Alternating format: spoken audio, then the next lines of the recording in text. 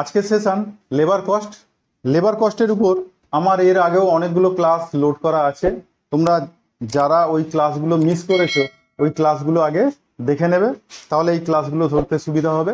এবার আওয়ারলি রেটের উপর আমার ক্লাস থাকছে। আওয়ারলি রেটের যে সমস্ত প্রবলেমগুলো সলিউশন করছিলাম সেগুলো প্রথমে প্রাথমিকভাবে কিছু বেসিক নলেজের উপর যে সমস্ত প্রবলেম সেই সলিউশন করে দেখিয়েছি। আস্তে আস্তে একটু একটু করে আমি অ্যাডভান্স লেভেলের দিকে যাচ্ছি। আজকে একটা ওর থেকে একটু অ্যাডভান্স লেভেলের প্রবলেম সলিউশন করে দেখাবো। দেখো প্রবলেমটা আমি পড়ে শোনাচ্ছি, প্রবলেমটা তোমরা কিন্তু তোমাদের স্ক্রিনে দেখতে পাবে। আমি সমীর স্যার, আমার কোচিং ইন কমার্স ক্লাসে তোমাদের সবাইকে ওয়েলকাম জানিয়ে আজকের প্রবলেম সলিউশন শুরু করছি। দেখো প্রবলেমটা পড়ে শোনাচ্ছি, তোমরা পজ করে দেখে নেবে। From the following data, calculate works cost for the job performed by Ajoy and Saurabh. বলেছে টাইম অ্যালাউড ফর 100 ইউনিটস। 100 ইউনিটসের জন্য টাইম অ্যালাউ করা হয়েছে, এটা কিন্তু খেয়াল রাখবে। 40 hours, 42 hours. Rate per unit বলেছে ₹3, ₹4। Rate per hour ₹8, ₹12। That means অজয়ের ক্ষেত্রে ₹8, সৌরভের ক্ষেত্রে ₹12। সেই জন্য পরপর এটা বলে যাচ্ছি। Time taken 48 hours, 70 hours. Actual production 150 units Ajay আর 200 ইউনিটস সৌরভ। এখানে কিন্তু আমাদের যেটা টাইম অ্যালাউ করেছিল ওটা 100 ইউনিটের জন্য। তাহলে যদি অজয় 150 ইউনিটস প্রোডাকশান দেয় তাহলে তার টাইম অ্যালাউডটা কিন্তু যেটা 40 আওয়ার্স আছে ওটাকে 100 দিয়ে ডিভাইড করবে আর 150 দিয়ে ইন্টু করলে 60 আওয়ার্স হয়ে যাবে। আর দ্বিতীয়টায় সেখানে 200 ইউনিট প্রোডাকশান আছে, তাহলে সেটাকে ডবল করলেই হয়ে যাবে, 84 আওয়ার্স টাইম অ্যালাউড হয়ে যাবে। ওটা করে নিতে হবে। এরপর বলেছে material cost for the job 668 আর 1020। প্ল্যান বলেছে বোনাস প্ল্যান বলেছে প্রথমটা হেলসে প্ল্যান, দ্বিতীয়টা রোয়ান প্ল্যান। আর ওভারহেড রিকভারি রেট বলেছে 150% অফ ওয়েজেস, আর সেকেন্ডে সৌরভে হচ্ছে 100% অফ ওয়েজেস। এই তোমার প্রবলেমটা আছে। তাহলে এখানে প্রবলেমটার মধ্যে একটা জিনিস একটু মিস করবে না, ওইখানটা একটু ভালো করে লক্ষ্য করবে যে আমাদের টাইম অ্যালাউডটা বলা আছে 100 ইউনিটসের জন্য, কিন্তু আমাদের টাইম টেকেনটা সেখানে দেখবে ওই টাইম অ্যালাউডের থেকে বেশি। কেন বেশি? সেখানে আমরা দেখছি যে প্রোডাকশান অ্যাকচুয়ালি করেছে তো 150 ইউনিটস অজয় আর 200 ইউনিটস সৌরভ। তাহলে ওদের টাইম অ্যালাউডটাকে কি করতে হবে? ওই ইউনিটে কনভার্ট করতে হবে। তাহলে এটা প্রথম কাজ। এই কাজটা যদি করে ফেলো তাহলে অঙ্কে আর কোথাও মিস্টেক হবে না। দেখো প্রবলেমটা কি করে সলিউশন করব। এখানে আমি দুটো নাম লিখছি, অজয় আর সৌরভ। এখানে দেখো আমাদের এখানে অ্যাকচুয়াল প্রোডাকশনটা আগে লিখে নিয়ে, অ্যাকচুয়াল প্রোডাকশন কিন্তু ইউনিটে এ করেছে 150 ইউনিট আর এ করেছে 200 ইউনিট। আর টাইম অ্যালাউড বলেছিল কিন্তু টাইম অ্যালাউড 100 ইউনিটের জন্য। 100 ইউনিটের জন্য অজয়কে দেওয়া হয়েছিল 40 আর ওকে দেওয়া হয়েছিল 42। 40 আওয়ার্স আর এর 42 আওয়ার্স। এটা কিসে আছে? আওয়ার্স, HRS দিয়ে দিলাম। তাহলে টাইম অ্যালাউড, তাহলে অ্যাকচুয়াল টাইম অ্যালাউড কত হবে?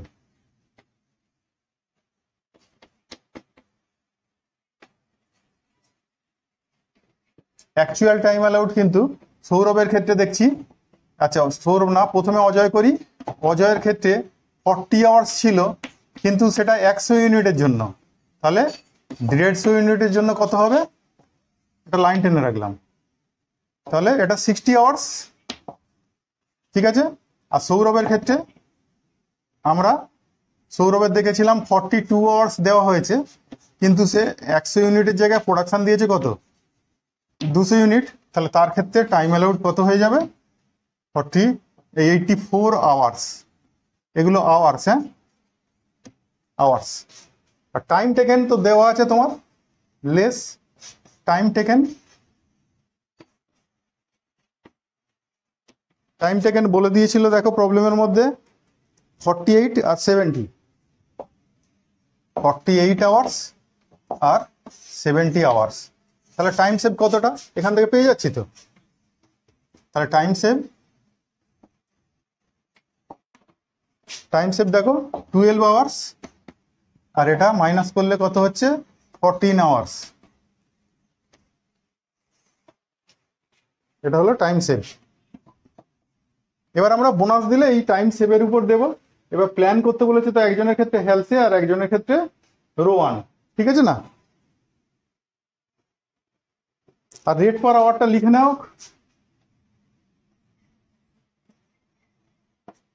রেট পার আওয়ার এখানে পিস রেটটা কাজ করবে না, এখানে যেহেতু হেলসে প্ল্যান সে তো টাইম রেট সিস্টেমে প্ল্যান, তাহলে আওয়ারলি রেটটা নিয়ে কাজ করব। আর রো 1 প্ল্যানও তো টাইম রেট সিস্টেমে, তাহলে এখানে আওয়ারলি রেট বলে দিয়েছিল 8 টাকা 12 টাকা।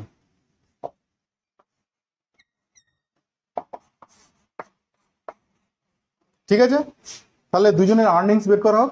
তাহলে এই ক্যালকুলেশনটা মোটামুটি বুঝতে পেরেছো। তাহলে এটা একটু মুছে দিই।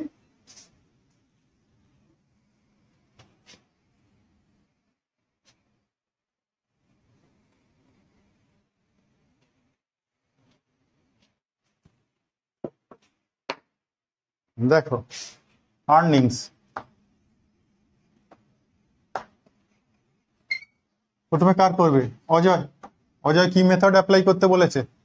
অজয়টা দেখো হেলসে বলেছে।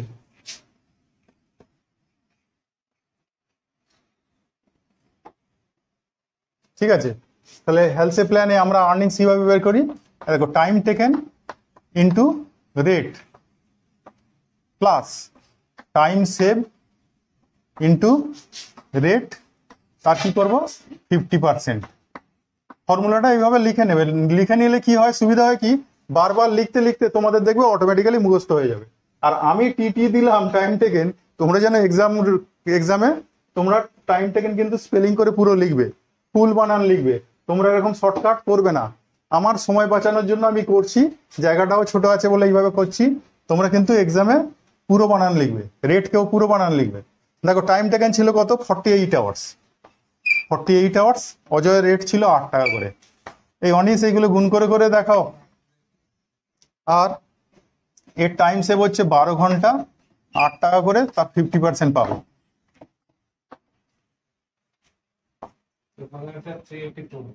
384 প্লাস এটা তো 50%, মানে 6 টাকা। ঠিক আছে, তাহলে এটা করলে 432। ঠিক আছে, এগুলো রুপিসের চিহ্ন একটু দিয়ে দিই। এটা অজয়ের বেরিয়ে গেল। এবার যদি সৌরভে বের করি, তাহলে দেখো সৌরভেরটা কিন্তু বলেছে আমাদের রো 1 প্ল্যানে করতে। তাহলে আর্নিংস কার করব? সৌরভের, রো 1 প্ল্যানে। এটা মুছে দিচ্ছি।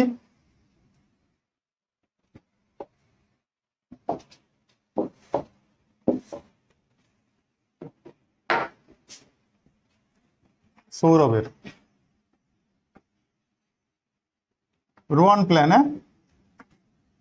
তাহলে আর্নিংস কি হবে? রো 1 প্ল্যানে বলা হয়েছে time taken into rate plus আবার কি করব, টাইম টেকেন ইন্টু রেট। তাকে কিন্তু তুমি বলবো টাইম টেকেন ইন্টু রেট, এটা তো নর্মাল হয়ে যায়। তাহলে বোনাসটাও আবার টাইম টেকেন ইন্টু রেট, তার মানে তো ডবল হয়ে যাচ্ছে।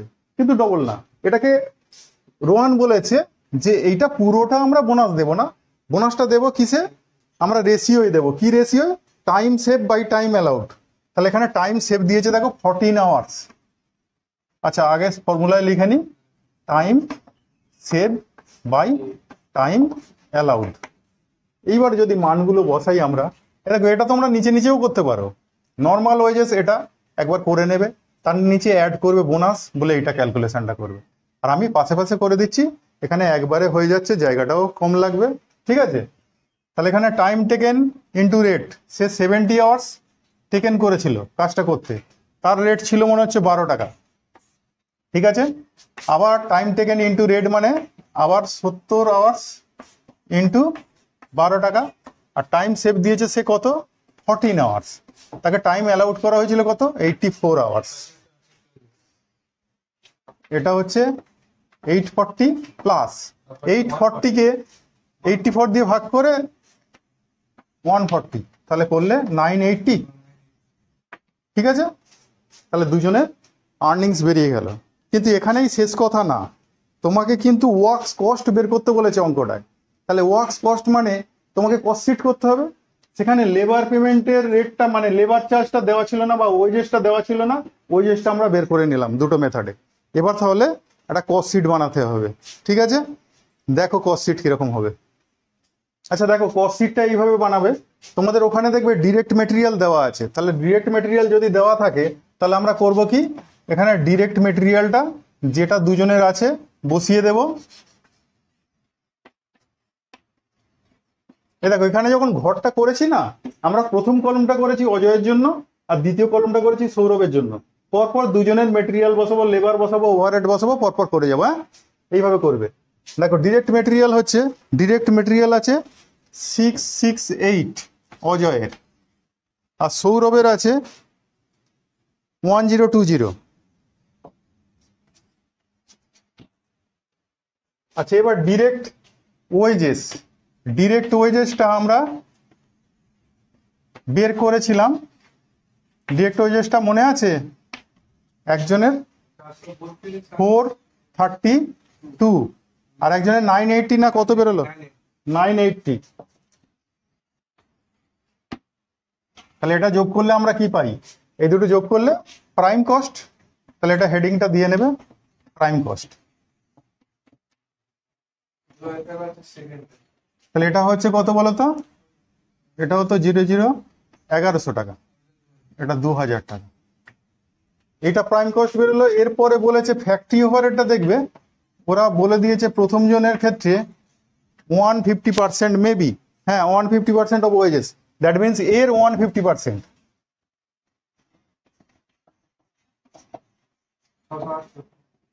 তাহলে অজয়ের ক্ষেত্রে ফ্যাক্টরি ওভারহেডটা হবে এই 432 এর 150%। আর সৌরভের ক্ষেত্রে হবে, সৌরভের ছিল 980 ওয়েজেস, ওয়েজেসের বলেছিল 100%, দ্যাট মিনস ওটাই 980। তাহলে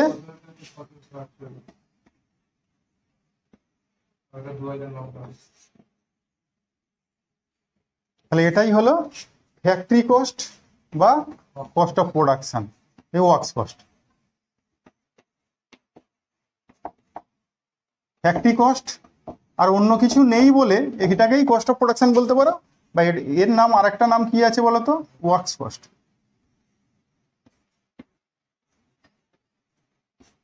এটা ফ্যাক্টরি কস্ট বা ওয়ার্কস কস্ট আমাদের বেরিয়ে গেল। এটা বের করতে বলেছিল। এই প্রবলেমটা এক্সারসাইজেরও প্রবলেম, আনসারটা একবার দেখে মিলিয়ে নিচ্ছি। হ্যাঁ, তাহলে দেখো আছে কত সামস ছিল।